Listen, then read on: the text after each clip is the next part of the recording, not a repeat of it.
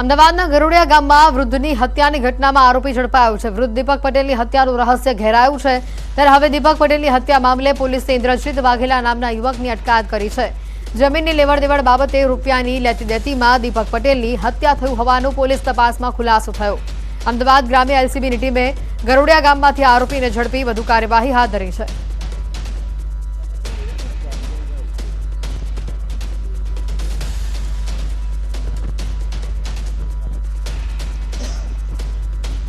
શાંતિ ડહોળવાના પ્રયાસમાં સુરતથી એક વ્યક્તિ દબોચાયો છે। ટેમ્પલેટ બનાવીને વૈમનસ્ય ફેલાવવાનો પ્રયાસ તેણે કર્યો। હિન્દુઓની લાગણી દુભાય તેવા ખોટા પેમ્પલેટ્સ તેણે બનાવ્યા। કોચિંગ ક્લાસના નામે આ પત્રિકા બનાવી તેને વાયરલ કરી। સીધા આદમ સેનામાં જોડાવાની જાહેરાત આ પેમ્પલેટ દ્વારા કરવામાં આવી। પત્રિકાની સુરત પોલીસે ગંભીર નોંધ લઈ પગલાં લીધા છે। કોમી એકતાનું વાતાવરણ બગાડવાનો પ્રયાસ કરવામાં આવ્યો હોવાનો ગુનો દાખલ કરાયો છે। આરોપી સુલેમાન ચાંદ શેખ નામના શિક્ષકની લિંબાયતથી ધરપકડ કરી લેવામાં આવી છે।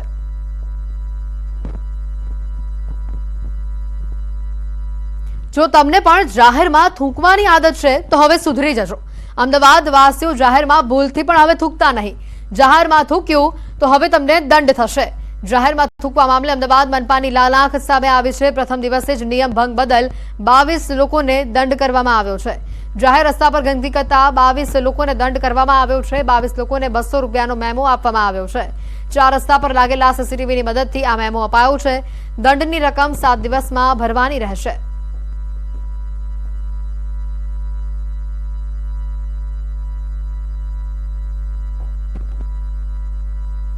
પદ્મશ્રી જોરાવરસિંહ જાદવના સ્વપ્નનું મૂર્તિમંત સ્વરૂપ વિરાસત લોકકલા સંગ્રહાલય શરૂ કરવામાં આવ્યું, જેનું લોકાર્પણ 17 નવેમ્બર 2024ના રોજ મુખ્યમંત્રી ભૂપેન્દ્ર પટેલના હસ્તે થશે। આ મ્યુઝિયમને બનાવવા પાછળ 3 વર્ષની મહેનત છે। એક અસલ લોકકલા અને લોક સંસ્કૃતિને ઉજાગર કરતું અનોખું મ્યુઝિયમ તૈયાર કરાયું છે। વિરાસત લોકકલા સંગ્રહાલયમાં હડપ્પન સંસ્કૃતિ કાળના અને કચ્છના માટીકામના કલાત્મક વાસણોના નમૂના, ગુજરાતના લોક કલાકારોના કાર્યક્રમોની જીવંત તસવીર, ગુજરાતના લગભગ પ્રતિષ્ઠિત ચિત્રકારો, મુગલ સમયથી માંડીને ભારતના વિવિધ રાજ્યોના રાજવીઓના પ્રાચીન સિક્કાઓ તેમજ રાજવીઓની વિરાસત અને કલાપ્રિયતા પરના 100 ઉપરાંત પુસ્તકો જોવા મળશે। ભારતીય સંસ્કૃતિ, ગીત, સંગીત અને નૃત્યને પોતાના જીવનના 60 સોનેરી વર્ષો સમર્પિત કરનાર એવા નાનકડા આકરુ ગામના ખેડૂત પુત્રની દિલ્હીના દરબાર સુધીની યશસ્વી અને પ્રેરક જીવન યાત્રા પ્રદર્શિત કરવામાં આવી છે। વિરાસત મ્યુઝિયમ સવારે 10 વાગ્યાથી સાંજના 5 વાગ્યા સુધી મુલાકાતીઓ માટે ખુલ્લું રહેશે। મારી કામગીરી દરમિયાન મને જે કંઈ ઇનામ, એવોર્ડ, સન્માન પત્રો, પછી ચિત્રકારોના ચિત્રો જે મને ભેટમાં મળ્યું, એ બધી ચીજો મારા પછી વેડફાઈ ન જાય એટલા માટે એમ થાય કે વતનમાં એક મારું સંભાળનું રહે તો આવતી પેઢીઓ સુધીને એક કામમાંથી પ્રેરણા મળતી રહે। 3 વર્ષ સુધી આ મ્યુઝિયમનું કામ ચાલ્યું અને બધી જવાબદારી મારા દીકરા નરેન્દ્રસિંહે સંભાળી અને 3 વર્ષની મહેનત પછી આજે જે આપ જુઓ છો એવા આ વિરાસતનું સર્જન થયું। રાજકોટ રાજ્યસભાના સાંસદ રામ મોકરિયાના આકરા તેવર સામે આવી રહ્યા છે। જિલ્લા કલેક્ટરની પુરવઠા બેઠકમાં બોલાવી તડાફડી। સાંસદ મોકરિયાએ સસ્તા અનાજની દુકાનોમાંથી હલકી ગુણવત્તાના અનાજના નમૂના કલેક્ટરને આપ્યા। સસ્તા અનાજની દુકાનોમાં હલકી ગુણવત્તાનું અનાજ વિતરણ થતું હોવાનું તપાસમાં સામે આવ્યું છે। રાજકોટની અલગ અલગ સસ્તા અનાજની દુકાનમાંથી હવે નમૂના લઈને કલેક્ટરને સોંપવામાં આવ્યા છે। ઘઉં, ચોખા, દાળ, ચણાની નબળી ગુણવત્તા અને જીવાત હોવાનું સામે આવ્યું છે। અનાજની તપાસ કરી રિપોર્ટ સોંપવાની માંગ કરવામાં આવી છે। મોકરિયાએ કહ્યું કે સરકાર સારી ગુણવત્તાનું અનાજ વિતરણ કરે છે, પરંતુ ક્યાં ભેળસેળ થાય છે તે હવે તપાસ કરવાની રહી। કરોડો અબજો રૂપિયાનો સરકાર ખર્ચ કરે છે। હવે એમાં જે અનાજ આજે મારી પાસે નમૂના આવ્યા એ ભેળસેળવાળું અથવા જીવજંતુવાળું અથવા કચાસવાળું હતું। એ મેં કલેક્ટરશ્રી અને પુરવઠા અધિકારીને બતાવ્યું છે કે આ ભેળસેળ ક્યાંથી થાય છે અને ચેક કરો, અને ગરીબ માણસોને મોદી સાહેબ જે મફત અનાજ આપે છે એ સારું ને ક્વોલિટીવાળું હોવું જોઈએ, નહીં કે એનાથી કોઈ બીમાર પડે। સુરતમાં કોઝવેને સંલગ્ન એપ્રોનનો આરસીસી સ્ટ્રક્ચરનું માત્ર 2 જ વર્ષની અંદર ધોવાણ થઈ ગયું। પ્રજાના પૈસે બનેલા આરસીસી સ્ટ્રક્ચરનું સંપૂર્ણપણે ધોવાણ થઈ જતા કામગીરી સામે સવાલો ઉભા થયા છે. એપ્રોન આરસીસીના સ્ટ્રક્ચરની પાછળ 17.86 કરોડનો ખર્ચ કરવામાં આવ્યો હતો. ત્યારે હવે ચોમાસા દરમિયાન એપ્રોન આરસીસી સ્ટ્રક્ચરનું સંપૂર્ણ ધોવાણ થઈ જતા અનેક સવાલો ઉદ્ભવી રહ્યા છે. વર્ષ 2022માં બનાવવામાં આવેલા આરસીસી સ્ટ્રક્ચરના ટુકડા થઈ ચૂક્યા છે. સ્ટ્રક્ચરમાંથી હવે સળિયા પણ બહાર આવી ગયા હોય તેવું દેખાઈ રહ્યું છે. સ્ટ્રક્ચરના ધોવાણ અંગે પાલિકાના હાઇડ્રોલિક વિભાગ દ્વારા ટેકનિકલ નિષ્કર્ષ કાઢ્યા બાદ જવાબ અપાશે અને કાર્યવાહી કરાશે તેમ જણાવાયું છે. તેમજ 2022નો ઓવરફ્લો, 2023 તથા 2024નો ફર્સ્ટ ઓવરફ્લોમાં આ એપ્રોનનું ડેમેજીસ ધ્યાનમાં નહીં આવેલું. અત્યારે જે એનું જે મેઇન ઉપરનું જે ટોપ લેયર છે એમાં જે ક્ષતિગ્રસ્ત થયેલ છે તો એ બાબતે જરૂરી તજજ્ઞોની સલાહ સૂચન લઈ અને આગળની કાર્યવાહી કરવામાં આવશે. બનાસકાંઠાના દાંતા તાલુકામાં સરસ્વતી સાધના યોજનાની સાયકલો ધૂળ ખાઈ રહી છે. ધોરણ 9ની 12ની વિદ્યાર્થીઓને આ સાયકલો આપવાની હતી. દાંતાના એક છાત્રાલયના પ્રાંગણમાં જ આ સાયકલો ધૂળ ખાઈ રહેલી જોવા મળી રહી છે. વરસાદી પાણી પડતા સાયકલો ઉપર ઘાટ પણ ચડી ચૂક્યો છે. સાયકલો જંગલી વેલાઓમાં વીંટાયેલી હાલતમાં જોવા મળી રહી છે. 2000 થી 2500 જેટલી આ સાયકલો શાળા પ્રવેશોત્સવ 2023માં આપવા માટે લાવવામાં આવી હતી, પરંતુ હાલમાં 2024 પણ પૂર્ણતાના આરે છે. તેમ છતાં સાયકલોનું વિતરણ કરવામાં આવ્યું નથી. ત્યારે લાખોની કિંમતની આ સાયકલો ભંગાર થાય તે પહેલા તેનું વિતરણ લાભાર્થીઓને કરવાની માંગ ઉઠી છે. 4 મહિનાથી તમે સાયકલોની હાલત દેખી શકો છો કે કંડમ જેવી થઈ ગઈ છે, જાળા થઈ ગયા છે, ટાયર બેસી ગયા છે, વેલા ચડી ગયેલા છે સાયકલો ઉપર. અને હજી એ જો બીજા 2-3 મહિના રહેશે તો આ સાયકલો મતલબ લાખો રૂપિયાનું સરકારનું જે ધન છે જેમને આ યોજના પાછળ ખર્ચ્યું છે એ બિલકુલ ઝીરો થઈ જશે. પછી એ કોઈ કામની જ નહીં રહે. આ સાયકલો વિશે જે તે કોન્ટ્રાક્ટર હાથી વાત થઈ એ મુજબ મેં કીધું કે બધા ગુજરાતમાં બધા જિલ્લાઓમાં સાયકલો અપાઈ ગઈ છે. બનાસકાંઠા એકલું બાકી છે. ચૂંટણીના કારણે સાયકલો હમણાં સ્થગિત કરી દીધી છે. લાંબા સમયથી પડેલી છે અને આ ગુજરાત સરકાર અને કંપનીના હાથી તાલમેલના કારણે આ સાયકલો પડી છે. હાલમાં જે સમાચાર પ્રસિદ્ધ થયેલા છે એમાં જે સાયકલો છે તે સરકાર દ્વારા સ્વીકારેલ નથી અને હાલ એ જ એજન્સી પાસે એ સાયકલોનો હવાલો છે. સરકાર વહેલી તકે આ બાબતે પોઝિટિવ છે અને વહેલામાં વહેલે કન્યાઓને સાયકલ મળે એ બાબતે હકારાત્મક પણ છે. બનાસકાંઠા જિલ્લાનો દાંતા તાલુકો અતિ પછાત વિસ્તાર માનવામાં આવે છે અને આ પછાત વિસ્તારમાં સરસ્વતી સાધના યોજના અંતર્ગત જે બાળાઓ હોય છે ધોરણ 9 અને 10ની તે દૂરથી ચાલીને આવતી હોય છે. તેને ચાલીને ના આવવું પડે ને સરળતા અને સદુપયોગ થઈ શકે તે માટે સરસ્વતી સાધના યોજના હેઠળ જે સાયકલો આપવાની જે વાત છે તે આપણે બતાવી કહીએ છીએ. સાયકલો જે 1-2 નહીં પણ હજારોની સંખ્યામાં જે સાયકલો જે છે એ સાયકલો ધૂળ ખાતી પડી રહેલી છે ને આ જે છે જે સાયકલો પડી રહેલી છે એના અંદર વેલા ઉગી ગયા છે, ઝાડ ઉગી ગયા છે, કાટ ખાઈ ગયેલી છે. એના ઉપર સાયકલ ઉપર પણ લખેલું છે કે પ્રવેશોત્સવ 2023નું લખેલું છે અને હાલ 24 ચાલી રહ્યો છે. 24 પણ હવે પૂર્ણ થવા આવ્યું છે અને 25 શરૂ થવા જઈ રહ્યું છે. ત્યારે ચોક્કસપણે કહી શકાય છે કે હાલ તબક્કે જે રીતે આ કાટ ખાયેલી સાયકલો જે પડી છે એ જો હજી લાંબો સમય પડી રહેશે તો સાવ કંડમ થઈ જશે અને સરકારના લાખો રૂપિયાની જે સાયકલો છે એ સાવ કંડમ થઈ જશે અને ધૂળ ખાતી પડી રહેલી સાયકલનો કોઈ ઉપયોગ નહીં થઈ શકે. અને જેના કારણે રહીને એવું પણ માનવામાં આવે છે કે સમાજ કલ્યાણ વિભાગ અને જે કોન્ટ્રાક્ટર છે કોન્ટ્રાક્ટરને તાલમેલ ન હોવાના કારણે આ સાયકલો પડી રહેલા હોવાનું જાણવા મળ્યું છે.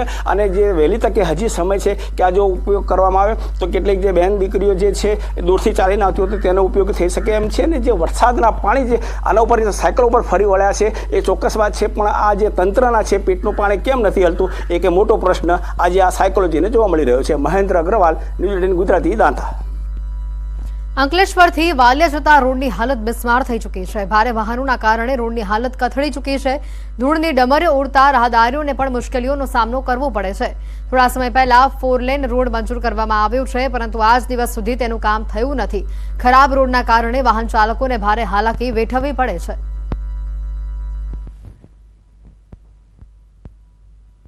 દહેજ થી નેત્રંગ સુધીનો રોડ 4 લેન જાહેર કર્યો હતો, પણ આજ દિન સુધી 4 લેનનું કામ તો કોઈ દિવસ થયું જ નથી.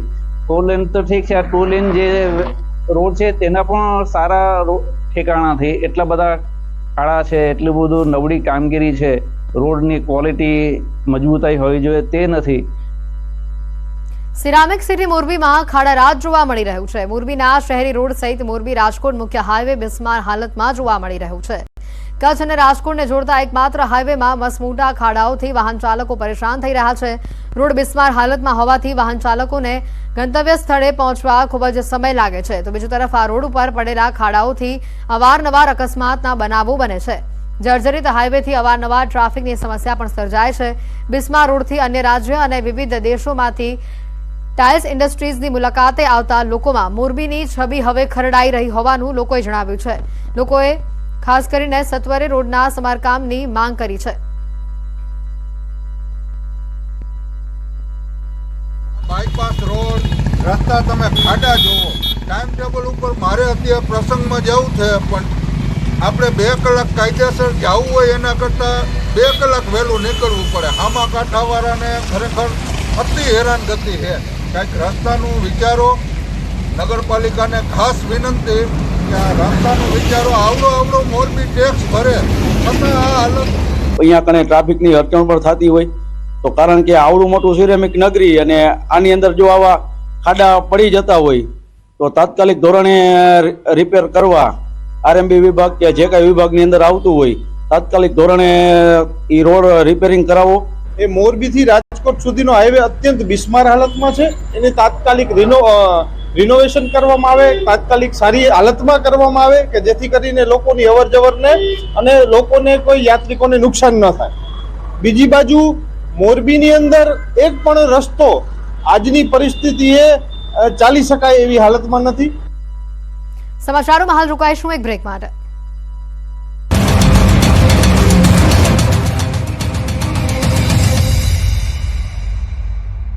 યાર સાંભળ, પોરબંદરનો દરિયાકાંઠો ફરી એક વખત ચર્ચામાં આવ્યો છે. પોરબંદરનો દરિયો ડ્રગ્સનો દરિયો બની ગયો છે. પોરબંદરના દરિયામાંથી ફરી એક વખત ડ્રગ્સનો મોટો જથ્થો ઝડપાયો. ગુજરાત એટીએસ, એનસીબી અને નેવીની ટીમે મધદરિયા ઓપરેશન પાર પાડી 700 કિલો ડ્રગ્સ ઝડપ્યું છે. ગુજરાતમાં પોરબંદરના દરિયામાં બોટમાં ડ્રગ્સ આવતો હોવાની બાતમી દિલ્હી એનસીબીની ટીમને મળી હતી. બાતમીના આધારે દિલ્હી એનસીબીની ટીમે નેવીનો સંપર્ક કરી એક ઓપરેશન મોડી રાત્રે હાથ ધર્યું, જેમાં મધદરિયે એક બોટને આંતરવામાં આવી. આ ઓપરેશનમાં ગુજરાત એટીએસની ટીમ અને ગુજરાત એનસીબીના કેટલાક અધિકારીઓ પણ જોડાયા. ડ્રગ્સની સાથે 8 શખ્સની ધરપકડ કરવામાં આવી. 8 જેટલા ઈરાની શખ્સો નશીલા પદાર્થ સાથે સુરક્ષા એજન્સીના સકંજામાં આવી ગયા અને તેમને પોરબંદરના ઓલ વેધર પોર્ટ ખાતે લાવવામાં આવ્યા. ત્યાંથી કડક સુરક્ષા બંદોબસ્ત સાથે એસઓજીની ઓફિસ ખાતે લઈ જવામાં આવ્યા. મોડી રાત્રે કરેલા ઓપરેશનમાં 500 કરોડની કિંમતનું 700 કરોડનું ડ્રગ્સ પકડી પાડવામાં આવ્યું. ઈરાન, પાકિસ્તાન, અફઘાનિસ્તાનના દેશની મોટી ભૂમિકા હોવાનું જાણવા મળી રહ્યું છે. મહત્વનું છે કે છેલ્લા 9 મહિનામાં પોરબંદરના દરિયામાંથી 3600 કિલોથી વધુનો ડ્રગ્સનો જથ્થો ઝડપાયો છે. અમદાવાદ એસજી હાઈવે પરની કૌભાંડી ખ્યાતિ હોસ્પિટલને લઈને મોટો ખુલાસો થયો. પીએમજેવાય યોજના હેઠળ મળતી રકમ માટે આખું કૌભાંડ કર્યું હોવાનો ધડાકો કર્યો. પીએમજેવાય કાર્ડના નિયમ મુજબ 80% કે તેથી વધારે બ્લોકેજ હોય તો જ સરકાર એન્જિયોપ્લાસ્ટીની મંજૂરી આપે છે અને હોસ્પિટલને તો જ સરકાર તરફથી પૈસા ચૂકવાય છે. ખ્યાતિ હોસ્પિટલે રોકડી કરવા માટે જે દર્દીઓમાં માંડ 40-50% બ્લોકેજ હતું તેને પણ 80-90% બતાવી દીધું. ખ્યાતિકાંડ અંગે તપાસ કરતી ટીમના મુખ્ય સભ્ય અને સોલાર સિવિલ હોસ્પિટલના સીડીએમઓ ડોક્ટર પ્રકાશ મહેતાએ મોટા ખુલાસા કર્યા. અત્યાર સુધીની તપાસમાં ખુલ્યું છે કે આખરે 17 દર્દીઓમાંથી 12 લોકોને કોઈ પણ બ્લોકેજ નહોતું, છતાં એન્જિયોગ્રાફી કરાઈ. વધુ આશ્ચર્યની વાત તો એ છે કે એક વ્યક્તિની એન્જિયોગ્રાફીમાં બહાર આવ્યું કે તેને ખરેખર બ્લોકેજ છે, તેમ છતાં તેનું ઓપરેશન ન કરાયું. કારણ માત્ર એટલું હતું કે તેની પાસે પીએમજેવાય કાર્ડ નહોતું. ખ્યાતિ હોસ્પિટલના મૃતકોના પોસ્ટમોર્ટમ રિપોર્ટ અમદાવાદની સિવિલ હોસ્પિટલમાં કરાવવામાં આવ્યા છે. પેનલ રિપોર્ટ સાથે વિડીયોગ્રાફી પણ કરાઈ છે. પીએમ રિપોર્ટ બાદ મૃતદેહોને પરિવારને સોંપાયા છે. જોકે મૃતકોનો રિપોર્ટ જાહેર થતાં જ હજી થોડો સમય લાગશે. આ તરફ ખ્યાતિકાંડ અંગે ગૃહ રાજ્યમંત્રી હર્ષ સંઘવીએ કહ્યું કે કડકમાં કડક કલમો આ ગુનામાં ઉમેરાઈ છે. અમદાવાદના ખ્યાતિ હોસ્પિટલના કાંડની હજુ તો સાઈ સુકાઈ નથી. ત્યાં ગુજરાતના અન્ય શહેરોની કેટલીક હોસ્પિટલોએ સેવાના નામે વેપલો શરૂ કર્યાનો ખુલાસો થયો. પીએમવાયજય યોજના હેઠળ તોડપાણીનો ખેલ મહેસાણાની 4 હોસ્પિટલે પણ કર્યો હોવાનો ખુલાસો થયો. અમદાવાદ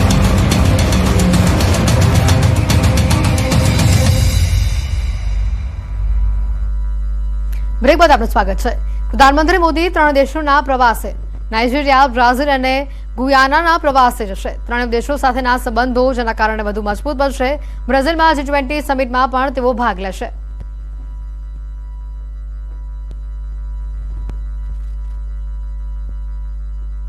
કેન્દ્રીય ગૃહ અને સહકાર મંત્રી અમિત શાહ ગુજરાત આવશે. ગાંધીનગર લોકસભા મત વિસ્તારમાં સમાવિષ્ટ ઘાટલોડિયા વિધાનસભાના સ્નેહમિલનમાં તેઓ હાજરી આપવાના છે। 19મી નવેમ્બરે સાબર ડેરીની તેઓ મુલાકાત લેશે। વિવિધ વિકાસના કામોના ખાતમુહૂર્ત અને લોકાર્પણના કાર્યક્રમો પણ યોજાઈ શકે છે।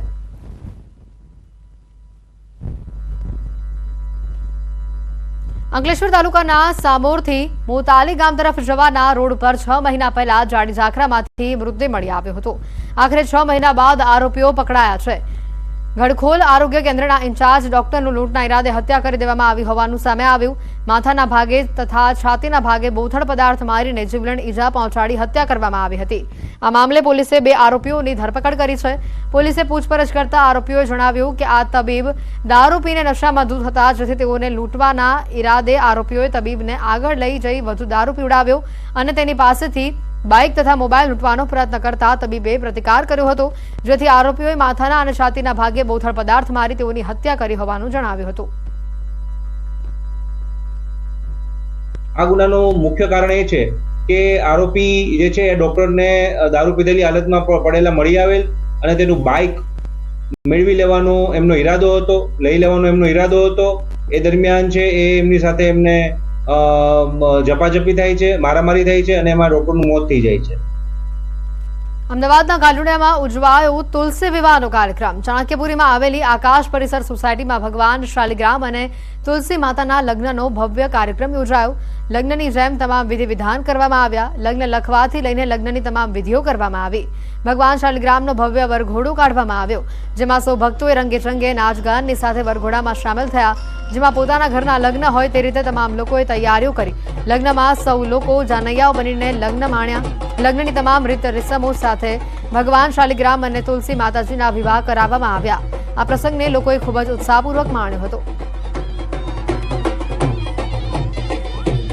શ્રી કૃષ્ણ ભગવાન તેમજ તુલસીજીના આ વિવાહનો એક સુંદર પ્રસંગનું આયોજન સોસાયટીના તમામ સભ્યોએ ખૂબ ઉત્સાહપૂર્વક એનું સંપૂર્ણ આયોજન કર્યું અને એ આયોજન પ્રમાણે એકદમ સુંદર રીતે જે પ્રમાણે વિચાર્યું નહોતું એના કરતાં પણ ભગવાન શ્રી કૃષ્ણની દયાથી ખૂબ જ સુંદર રીતે આ તુલસી વિવાહનો પ્રસંગ ઉજવાયો। પોતાની દીકરીનો જ પ્રસંગ હોય એવા તુલસીજીના લગ્નનો અહીંયા આગળ આયોજન કરવામાં આવ્યું હતું, જેમાં મહેંદી રસમ, હલ્દી રસમ તેમજ ગરબા અને આજ સવારથી બધા જ જે ગ્રહ શાંતિ, માંડવા મુહૂર્ત, ગણેશ સ્થાપન અને જાનનું અને તેમજ મામેરું બી બહુ જ રંગે ચંગે ભરવ્યું છે। એમાં બધા જ મતલબ આપણે જેમ મેરેજમાં બધા જ ફંક્શન આપણે એન્જોય કરીએ છીએ એવી રીતે આની અંદર બી પહેલા હલ્દી, મહેંદી, ગરબા, પછી વરઘોડો બી કાઢ્યો હતો અમે લોકોએ અને પછી મામેરું, ચાન, બધું જ જેમ આપણે એક મેરેજમાં જે બધા પ્રસંગ હોય છે એ બધા જ પ્રસંગ અમે લોકો તુલસી વિવાહમાં એન્જોય કર્યા હતા। તહેવાર જેવું મોલ કરીને અમને એકદમ ખુશી એટલે કે જેની કોઈ હદ નહીં એટલું અમને આપ્યું અને આ તહેવાર જેવો એક પ્રસંગ ઉજવાયો। પોતાના પતિનું સ્વપ્ન પૂરું કરવા પત્નીએ પોતાના પતિને આપી અનોખી શ્રદ્ધાંજલિ। આર્મીમાં ફરજ બજાવતા પોતાના પતિનું માર્ગ અકસ્માતમાં મૃત્યુ થયા બાદ પત્નીએ આર્મી જોઈન કરી છે। વાત છે જૂનાગઢ જિલ્લાના કેશોદના અજાબ ગામની। કોમલ મક્કા આર્મીમાં જોડાયા છે। તેઓના જણાવ્યા પ્રમાણે લખનૌમાં તેઓનું પોસ્ટિંગ થયું છે। 2021માં તેમના પતિ શહીદ થયા હતા, ત્યારે પરિવારજનો શોકમાં હતા, પરંતુ કોમલ મક્કમ મનની હતી અને અનેક વિરોધ છતાં આર્મીની આકરી ટ્રેનિંગ લીધી અને આર્મી જોઈન કરી છે અને પોતાના પુત્રના ઉજ્જવળ ભવિષ્ય માટે આર્મીમાં તેઓ જોડાયા છે।